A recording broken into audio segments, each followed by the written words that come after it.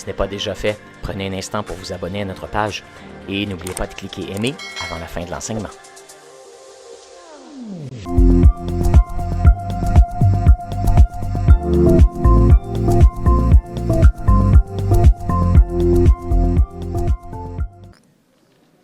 J'aimerais commencer.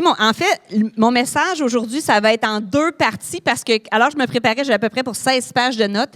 Alors j'ai dit, je vais vous épargner ça, un sermon de 4 heures. Je vais le faire en 2 parties. Et puis, j'aimerais qu'on projette une image, c'est possible en haut. Alors, Pascal et moi, on était... en passant, si vous êtes nouveau, je suis mariée avec le beau jeune homme qui est là.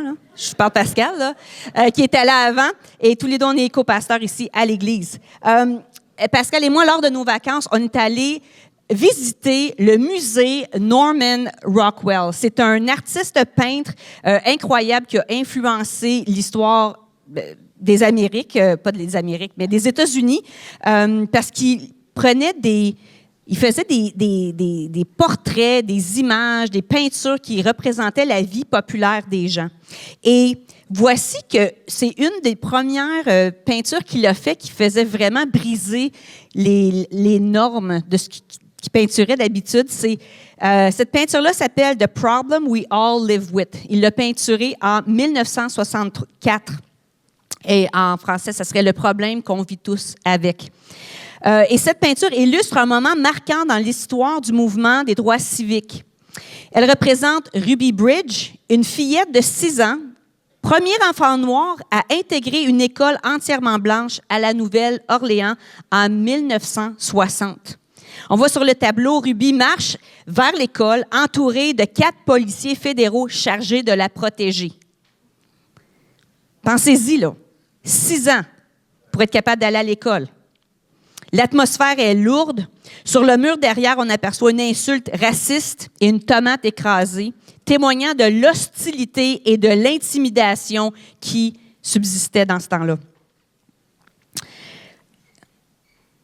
Et pourtant, on voit Ruby qui avance avec calme, avec détermination, vêtue d'une robe blanche immaculée et tenant ses livres d'école. Vous savez, dans un contexte d'intimidation, l'opposé à l'intimidation, c'est l'audace. Amen. Est-ce que vous pensez que ça a pris de l'audace pour cette jeune fille-là d'aller à l'école? Incroyable, là, dans un contexte d'intimidation. Dieu nous appelle à briser l'esprit d'intimidation, c'est ça qu'on va parler ce matin, et à avancer avec courage. Saviez-vous que une de nos valeurs de l'Église, c'est la foi audacieuse? Et voici comment on le décrit.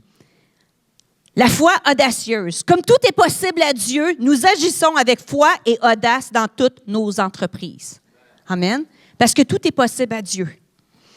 Alors, aujourd'hui, je vais parler sur comment briser l'esprit d'intimidation. Et la semaine prochaine, je vais parler sur comment avancer avec audace dans notre marche de foi. Mais premièrement, on doit reconnaître l'esprit d'intimidation. Je vais vous donner quelques exemples et vous pouvez dire oui, vous pouvez faire ça, vous pouvez lever la main ou juste garder ça intérieurement, c'est correct aussi. Mais est-ce que vous avez déjà ressenti ces émotions? Comme une oppression, un sentiment de lourdeur émotionnelle. Parfois à cause que quelqu'un a dit quelque chose ou des fois on se lève le matin puis il y a une lourdeur émotionnelle qui est là. Aussi la peur et l'insécurité. La crainte du rejet ou la crainte de déplaire aux gens, la perte de confiance, même l'incapacité de prendre des décisions fermes et d'exprimer ses opinions, la confusion mentale, vivre dans un doute permanent, l'épuisement émotionnel aussi, se sentir vidé et encouragé. Est-ce que je suis la seule qui a déjà vécu au moins une affaire là-dedans, là? Oui, merci. Vous m'encouragez. L'isolement aussi, ce désir juste de se séparer des autres. La paralysie spirituelle aussi, comme un blocage dans sa relation avec Dieu.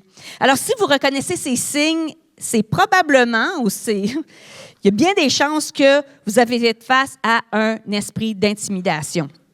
Qu'est-ce que l'esprit d'intimidation? Cet esprit opère par la peur pour manipuler et contrôler. Le mandat de l'esprit d'intimidation est de confondre, de réduire les gens au silence, de les affaiblir, de les paralyser, même de les faire reculer, de leur faire perdre du territoire. L'esprit d'intimidation, son mandat, c'est de faire ça que les croyants focalisent sur leur faiblesse et la crainte des hommes, la crainte des autres, au lieu de regarder à la grandeur de Dieu.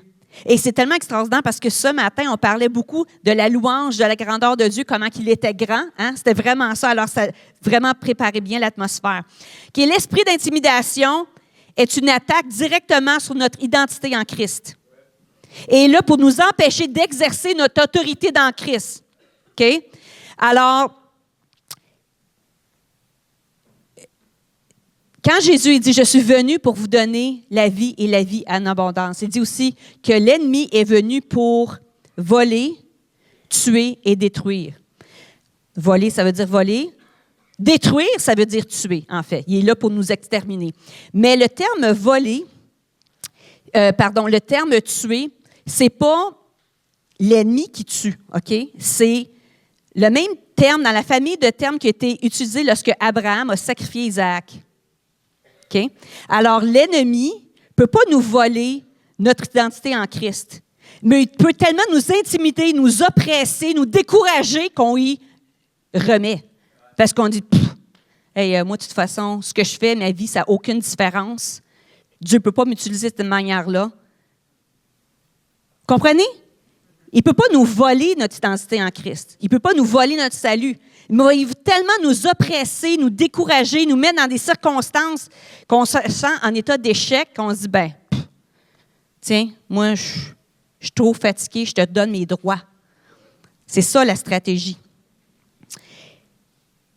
Alors, dans 2 Timothée 1, verset 7 dit « Car ce n'est pas un esprit de timidité, ce n'est pas un esprit de peur, ce n'est pas un esprit de lâcheté, ce n'est pas un esprit d'intimidation que Dieu nous a donné, mais un esprit de force, d'amour et de sagesse. » Ça, on va voir ça la semaine prochaine. Et voici comment l'intimidation se manifeste dans nos vies. Ça peut être par des personnes, par des environnements et par des doutes internes qui se manifestent. Okay? Premièrement, par des personnes. Pensez à David devant Goliath. Je ne sais pas si on comprend comment Goliath, il était grand, là, mais Goliath était aussi grand comme ses pieds étaient là, sa tête était en haut. Là. Il était vraiment un géant, Goliath. Et puis, alors que David, rempli de l'Esprit de Dieu, vient et dit « Toi, tu ne vas pas insulter mon Dieu comme ça. » Goliath, qu'est-ce qu'il dit? Des paroles tellement abaissantes, là. T'es qui, toi, pour venir? T'es comme un... Il dit, là, je m'en souviens seulement en anglais, mais pourquoi vous m'amenez... Est-ce que je suis comme un chien que vous m'apportez des bâtons devant moi? C'est comme ça que David avait de l'air à ses yeux. C'est un ennemi intimidant qui apaise, qui peut nous abaisser avec des paroles dégradantes. Et on vit dans un monde, avec les médias sociaux, un monde d'intimidation. C'est une des choses que les enfants y ont le plus de la difficulté, les ados, dans leur vie, c'est l'intimidation. Pour avoir été maman d'une jeune fille qui s'est fait intimider pendant plusieurs années à l'école, je peux vous dire qu'on a eu plusieurs prières, de moments d'aller devant le Seigneur puis de vraiment prendre autorité là-dessus. Mais l'intimidation peut se manifester à travers des personnes, aussi par des environnements et des règles. Quand on pense au contexte de Esther 4, verset 12, où est-ce que Esther avait quelque chose à dire au roi, avait quelque chose à dénoncer, mais l'environnement, le climat l'empêchait de parler et de dénoncer le mal. Parce que dans ce temps-là, personne ne pouvait se présenter devant le roi. Si tu te présentais devant le roi sans t'être invité, tu peux te faire tuer. Alors, c'est un climat, une atmosphère d'intimidation. Avez-vous déjà vécu dans une atmosphère de travail qui est hyper remplie d'intimidation? OK? Oui, il y en a 2 personnes, là. Oui. Écoute, ça l'arrive. Puis des fois, c'est des paroles qui sont dites, mais des fois, ce n'est pas toujours des paroles, c'est des sous-entendus, c'est des règles qui finissent plus. Il y a tellement de règles que tu es sûr de faillir. OK. Aussi, ça peut venir par des personnes, par des environnements ou par des doutes qui viennent à l'intérieur de nous. On parle on pense devant Moïse, devant Pharaon. Moïse qui savait qu'il était... Dieu lui a apparu dans un buisson ardent. OK? C'est un miracle, là. Dieu avait déjà fait un miracle pour lui, mais même encore là, il se sentait intimidé. Et voici ce que Dieu a dit à Moïse. Il dit, « Va donc maintenant, je t'envoie vers le Pharaon pour que tu puisses sortir d'Égypte les Israélites, mon peuple. » Et je veux dire, c'est un miracle, là. Dieu apparaît dans un buisson qui ne se consume pas, qui brûle, mais les feuilles ne brûlent pas, le bois ne brûle pas, ça continue de brûler. Alors, Moïse dit à Dieu, « Mais je suis qui, moi? Qui suis-je, moi, pour aller trouver le Pharaon et pour les sortir d'Égypte? » Parfois, l'intimidation nous fait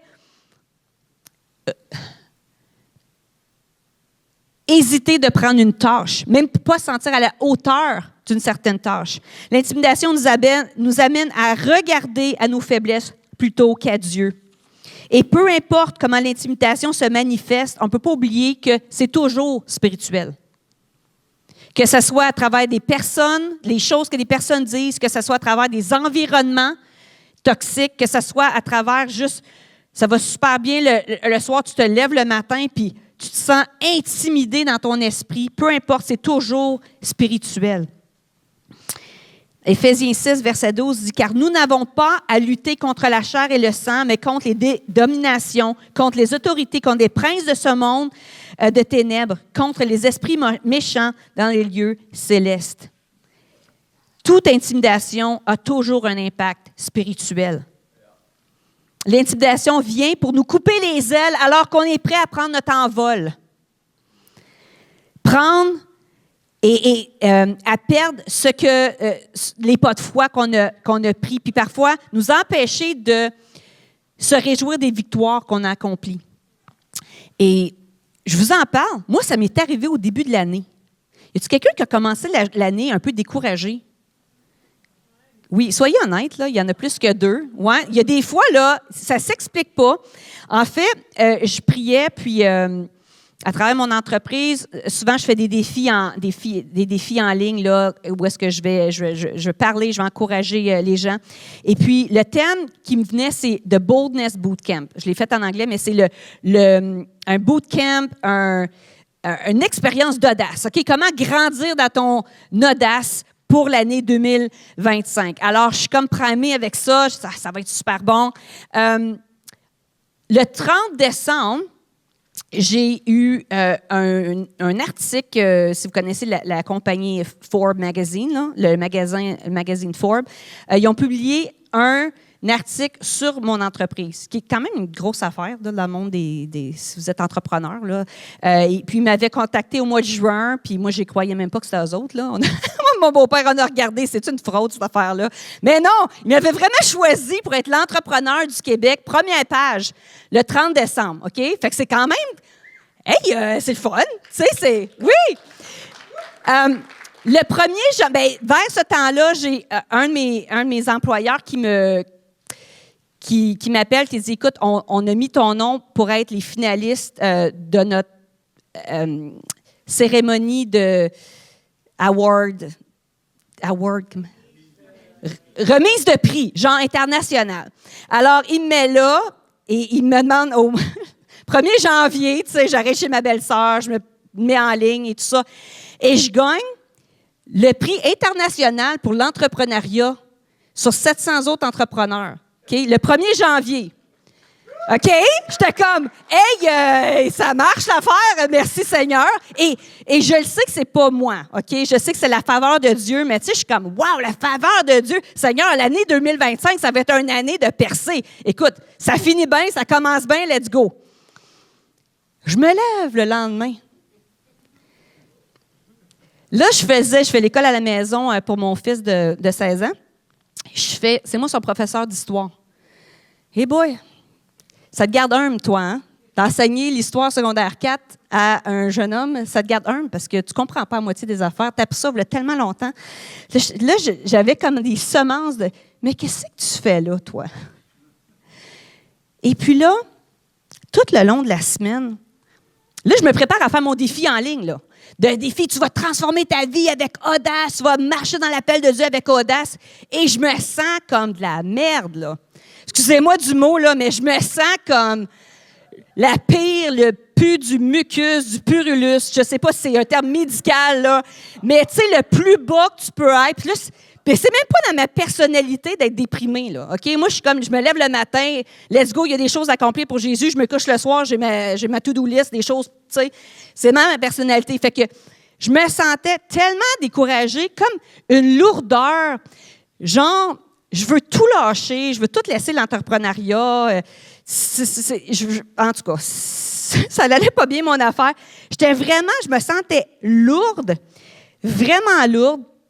Puis là, j'avais une voix qui n'arrêtait pas de dire « Caroline, qu'est-ce que tu fais là pour ta famille? Ta famille a besoin d'un salaire stable.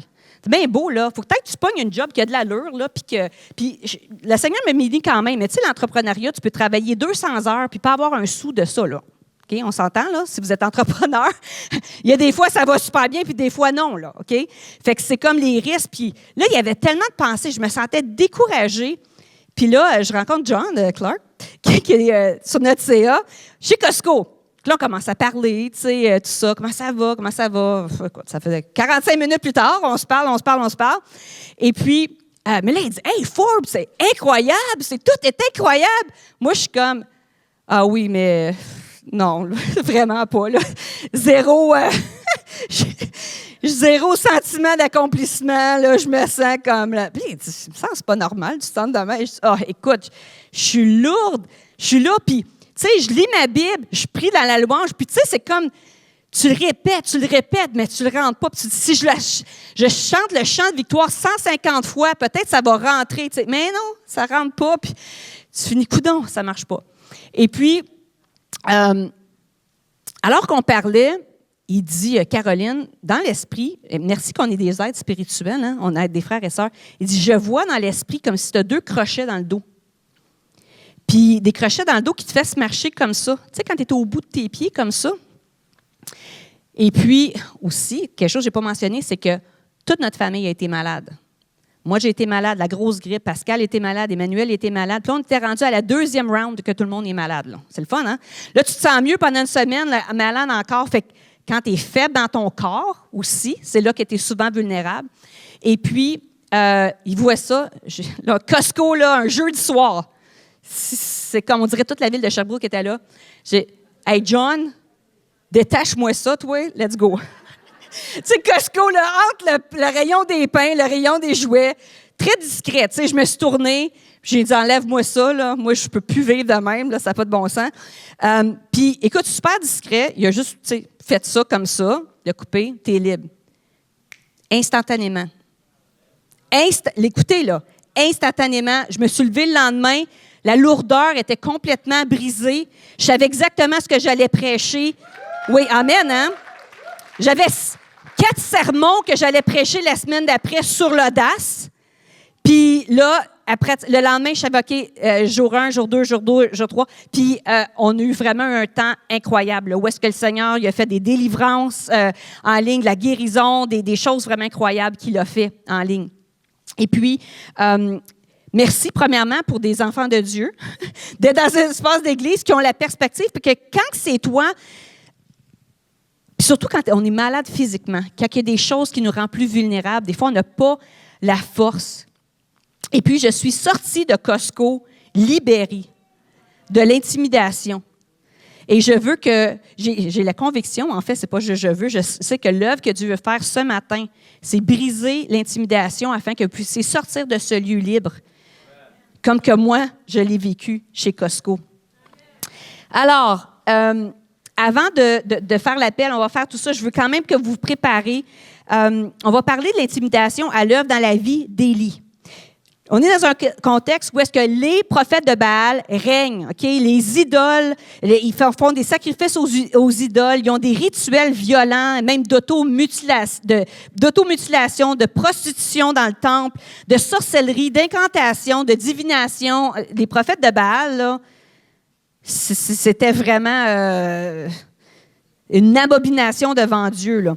Mais il y avait une grande influence politique, c'était même les conseillers du roi. et qui persécutait les prophètes de Dieu.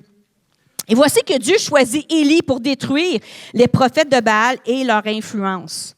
Et je vais demander de la musique de partir bientôt, pas tout à fait, mais bientôt. OK?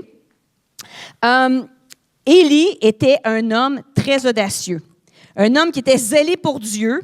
Élie défie les prophètes de Baal sur le mont Carmel. On voit ça en 1 Roi 18.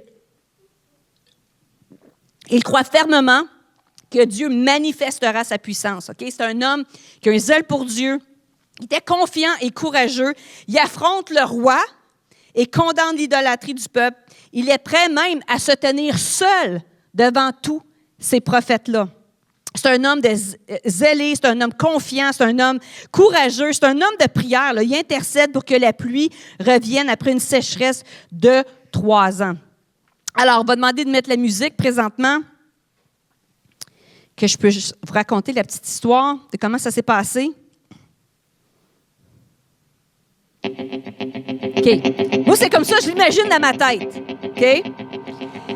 Mesdames et messieurs, préparez-vous pour le combat du siècle. Dans le coin rouge, les favoris du roi, les manipulateurs de la peur, les 450 prophètes de Baal. Ouh. OK. Et dans le coin bleu, seul devant tous, un guerrier de la foi, un prophète de feu, l'invincible serviteur de Dieu vivant, Élie. Élie entre calme, concentré, le regard perçant. Ding ding, le combat commence. Round numéro 1, l'appel au combat.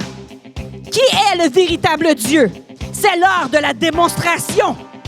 Les prophètes de Baal commencent à invoquer leur Dieu. Ils crient, ils dansent, ils se coupent partout. Rien ne se passe. Élie, confiant, se croise les bras et dit, « Ben là, vous devez crier plus fort. Ça a l'air que votre Dieu ne vous attend pas. Peut-être qu'il dort. » Ouf! Les prophètes de Baal paniquent. Ils se coupent encore plus. Le sang coule et gicle partout. Mais toujours pas de feu. Oh, Baal reste muet. Mauvais round pour les challengers. Round 2. L'offensive divine. Élie s'avance. Il reconstruit l'autel à l'Éternel. Il fait arroser le sacrifice d'eau 3 fois pour être sûr que tout le monde connaisse bien que c'était impossible qu'un homme puisse allumer le feu tellement qu'il y avait d'eau. Mais Élie lève le bras. Il crie, « Éternel, montre à Israël que tu es Dieu. » Et boum! Un feu descend du ciel. Il consume l'holocauste, les pierres et même l'eau autour. Amen! C'est incroyable, une victoire écrasante du Dieu vivant. Round final, KO. Le peuple tombe face à terre et dit, « L'Éternel est Dieu, l'Éternel est Dieu. » Tous les prophètes de Baal sont KO.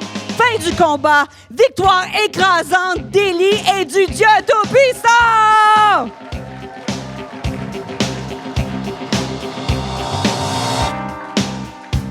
Fin du combat. On voit qu'Élie, je le dis comme ça parce que juste que vous comprenez comment qu'Élie, il était au sommet de son ministère. Vous pouvez fermer la musique, merci. Sinon, je vais commencer à danser, moi. Moi, là, c'est dans toute l'histoire de l'humanité, je crois que c'est une des meilleures chansons qui a jamais été créée. C'est sûr. Il n'y a pas une toune, tu ne peux pas te sentir déprimé avec cette chanson-là. Alors, Élie est au sommet de son ministère. Il est comme le champion mondial spirituel. On s'entend, là, après cette affaire-là, c'est comme un match incroyable. Et voici le rôle de l'intimidation dans sa vie. On peut lire cette histoire-là en 1 Roi 19, versets 1 à 18. Premièrement, la menace de Jézabel et la peur d'Élie. Élie est en fuite devant Jézabel.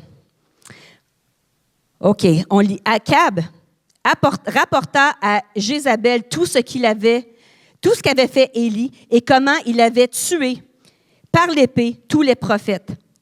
Jézabel envoya un messager à Élie pour lui dire « Que les dieux me traitent de toute sa rigueur si demain à cette heure, je ne fais pas de ta vie ce que tu as fait la vie de chacun d'entre eux. » Élie, voyant cela, s'en alla pour sauver sa vie. il arriva à Beersheba, qui appartient à Juda, et il laissa son serviteur. Alors, on voit en hébreu, l'original, lorsqu'on dit « Élie a vu », c'est pas seulement qu'il a vu ou qu'il a entendu quelque chose, mais le terme veut dire, c'est Ra'a, le terme veut dire qu'il s'est laissé envahir par une vision de mort et d'échec. Dieu a vu.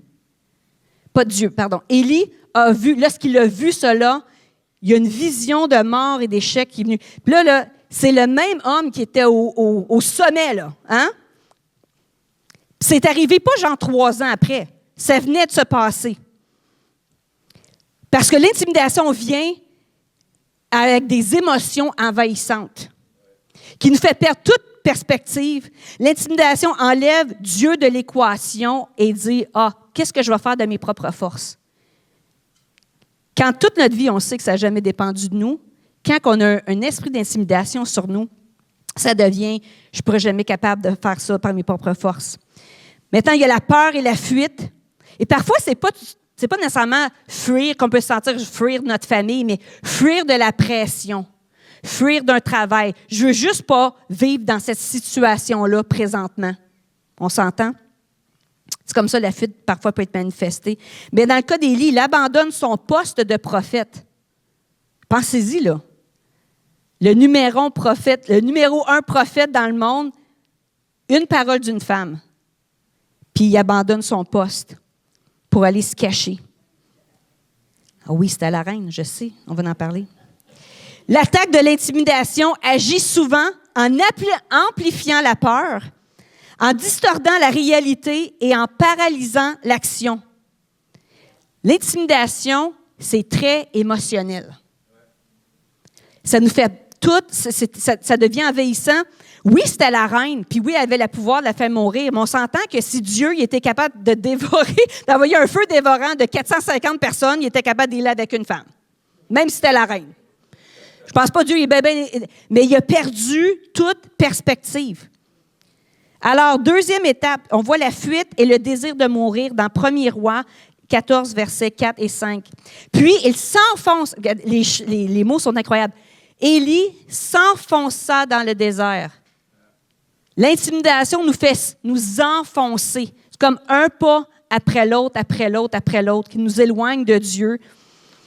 Après avoir marché toute la journée, il s'assit à l'ombre du genêt, isolé, qui était un arbre, et demandant la mort. C'est trop, dit-il. Maintenant, l'Éternel, prends-moi la vie, car je ne suis pas mieux que mes ancêtres. Il n'y a aucun de ses ancêtres qui avait fait ça, là.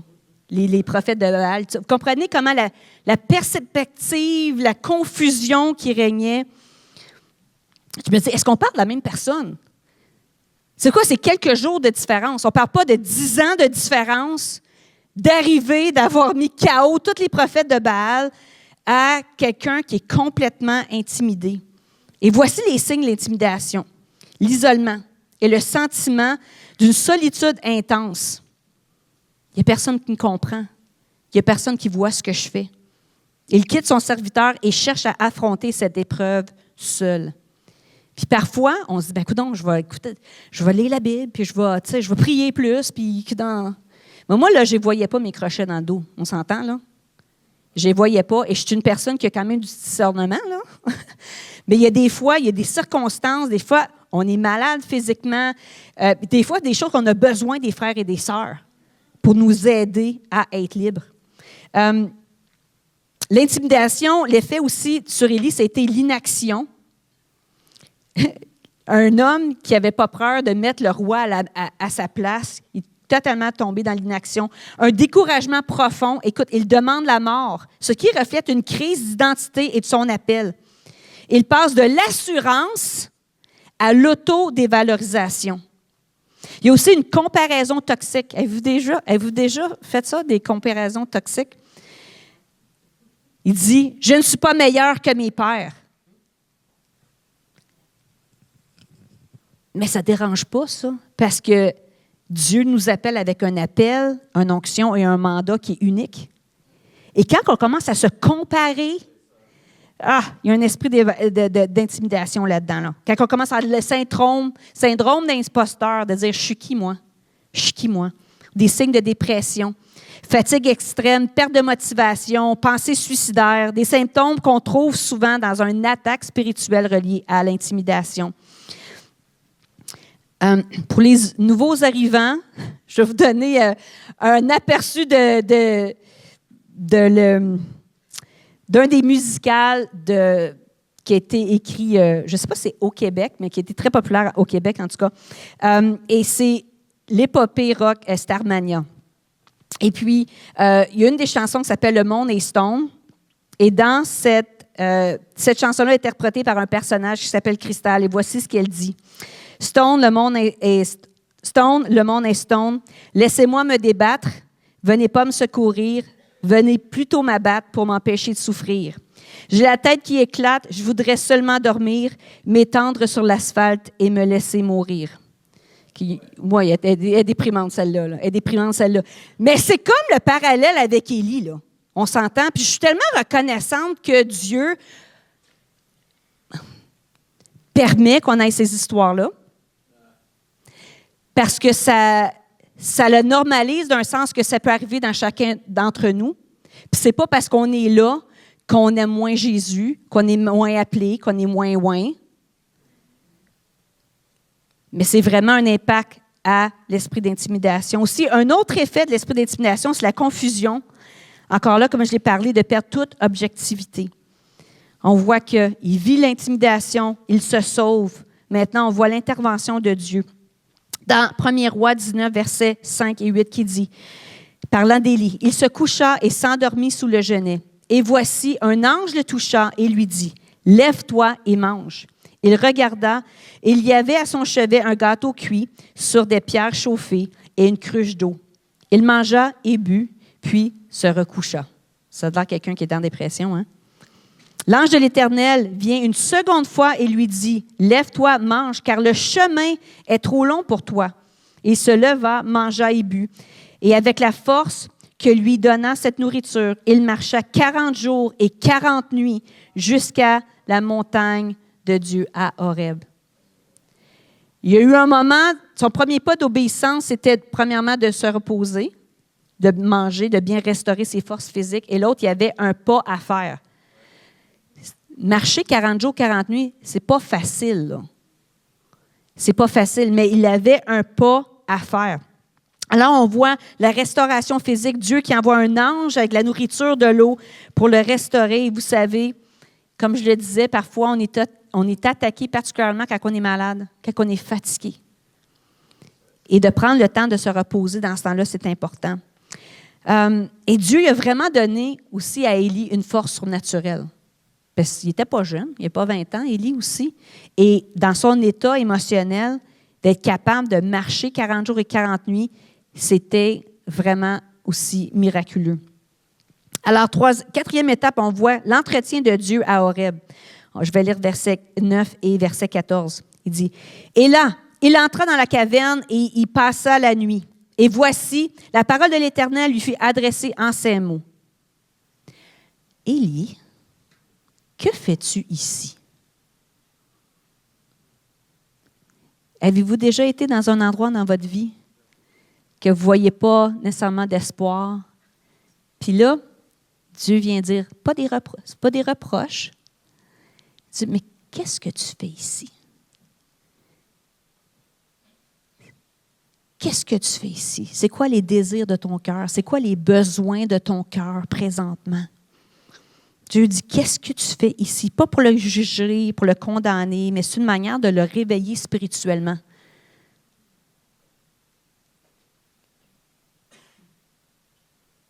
Puis c'est comme si Dieu disait, as-tu oublié qui je suis? Est-ce que tu as oublié ce que je viens de faire? Est-ce que tu as oublié que je suis le Dieu d'Abraham, d'Isaac et de Jacob?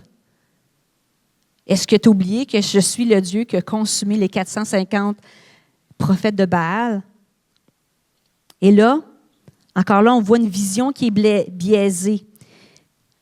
Élie répond en insistant sur son obéissance et sa solitude. Il dit, « Seigneur, je suis resté seul. » Et il cherche à m'ôter la vie. Mais il oublie les 7000 fidèles restants. L'intimidation pousse encore à une fausse perception de la réalité et exagère les scénarios. Et Dieu répond par une révélation progressive. Il voit un vent, un tonnerre, un feu, un murmure léger.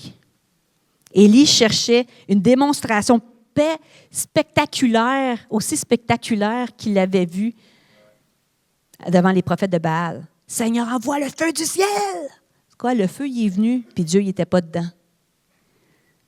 Pour dire que dans les moments d'intimidation, c'est un moment où est-ce que Dieu veut faire quelque chose de nouveau dans notre vie. Une nouvelle œuvre. Il est venu dans un murmure, un doux murmure. C'était un temps de restauration de la part du Seigneur. Comment Élie a surmonté l'intimidation? Premièrement, il y a eu un temps de restauration qui était physique. Un ange qui est venu apporter du pain. Il a eu le temps de rebâtir ses forces. Restauration, deuxièmement, relation. Dieu lui parle dans un murmure léger pour affermir son identité. J'ai mentionné au début que le but de l'intimidation, c'est de nous enlever, pas nous enlever, nous confondre, mais nous faire abdiquer, c'est le bon mot, nous faire abdiquer notre identité en Christ et notre autorité en Christ. C'est comme dire, oui, tu peux être un chrétien, mais tu vas vivre une vie de confusion, de malheur, et tu n'avanceras pas, tu ne feras pas de dommages à mon royaume. C'est ça le but de l'ennemi. C'est ça que l'intimidation fait. Alors, on a la restauration, la relation qui est restaurée avec Dieu, une réorientation. Dieu lui donne une nouvelle mission. Il leur donne de oindre de nouveaux rois, et de même de former son successeur qui est Élisée. On voit ça un petit peu plus loin dans le passage. Puis aussi, il y a une révélation où est-ce qu'il corrige sa perspective. Il lui révèle qu'il n'est pas seul, mais qu'il y a encore beaucoup de gens qui se tiennent pour l'Éternel.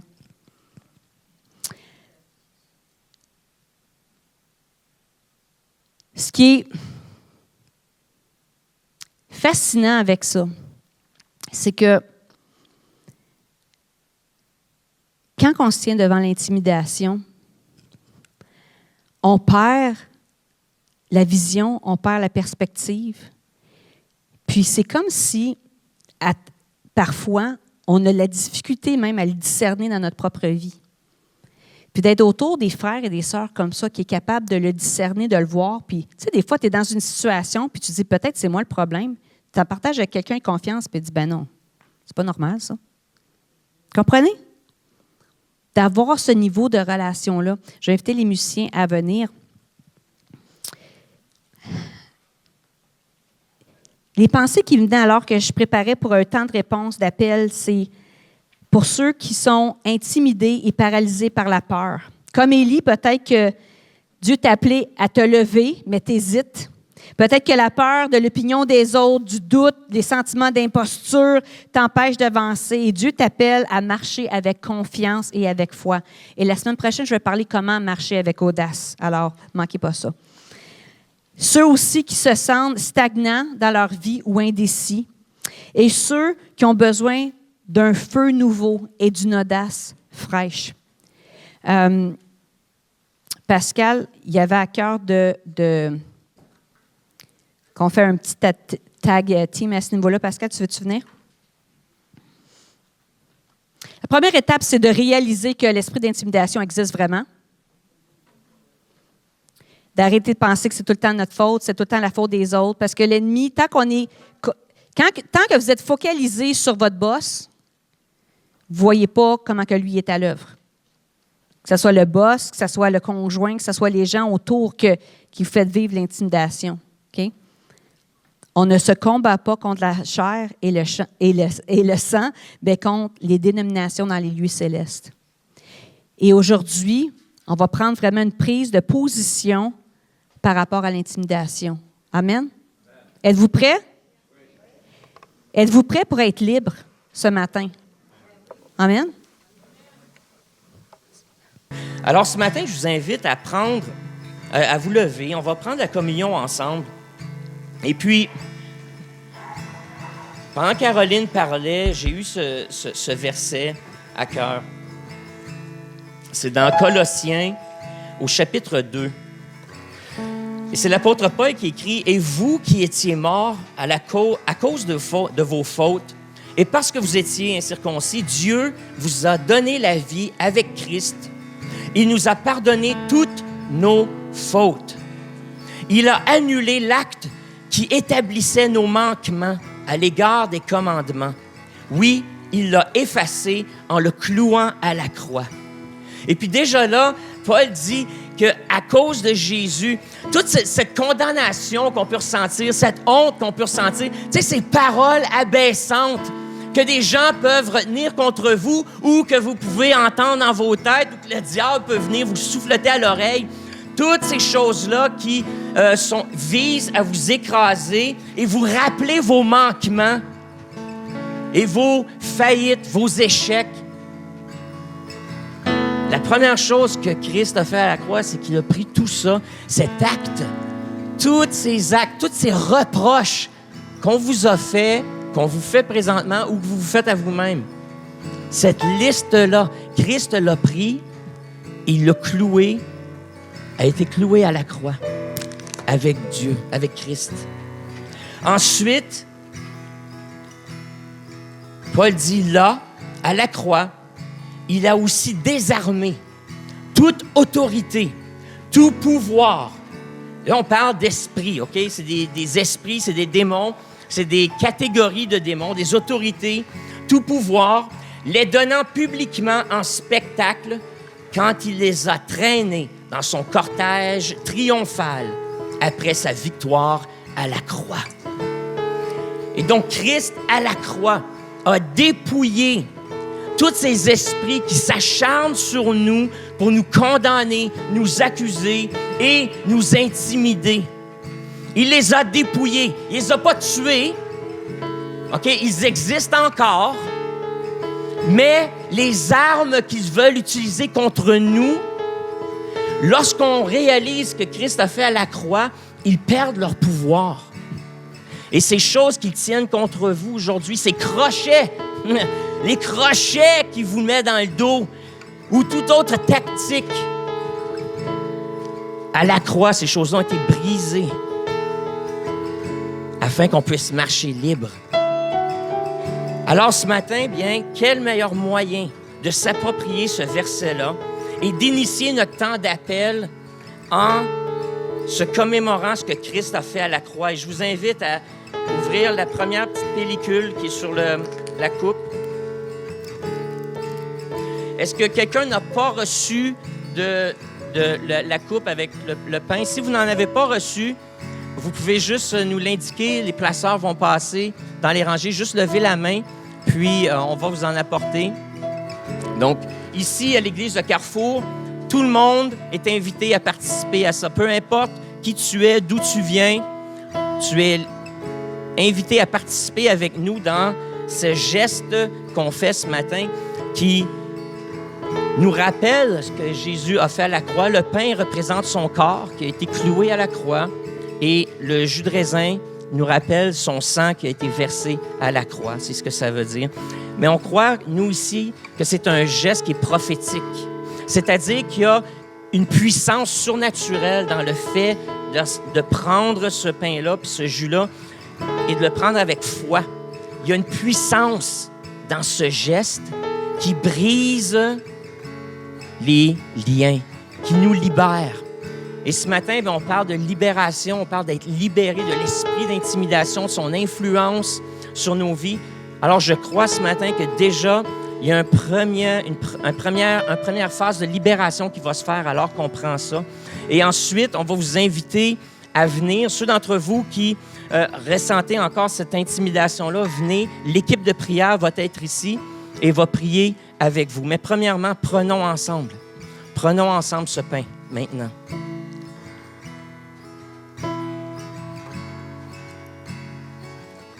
Vous pouvez ensuite ouvrir l'autre pellicule et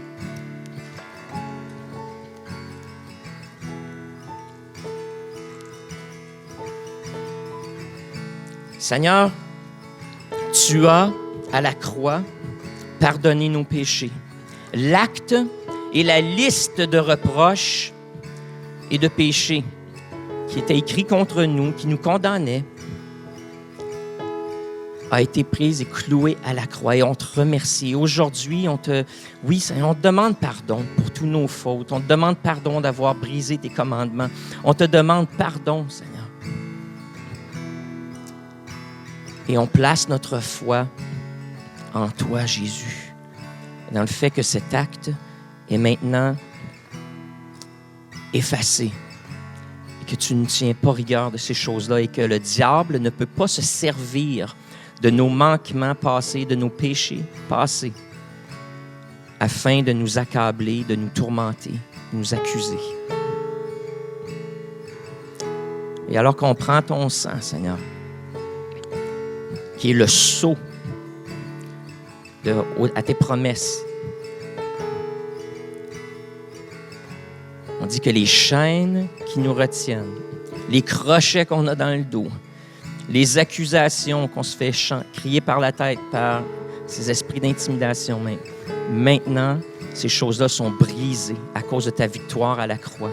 Tu as dépouillé les démons, tu as dépouillé ces autorités, ces pouvoirs dans les lieux célestes qui tentent de nous décourager, qui tentent de nous faire peur, qui tentent de nous ralentir, de nous garder dans la dépression. Ces esprits maintenant sont vaincus. Et alors qu'on boit ce jus, que les chaînes soient brisées maintenant. Alors prenons-le ensemble tout le monde.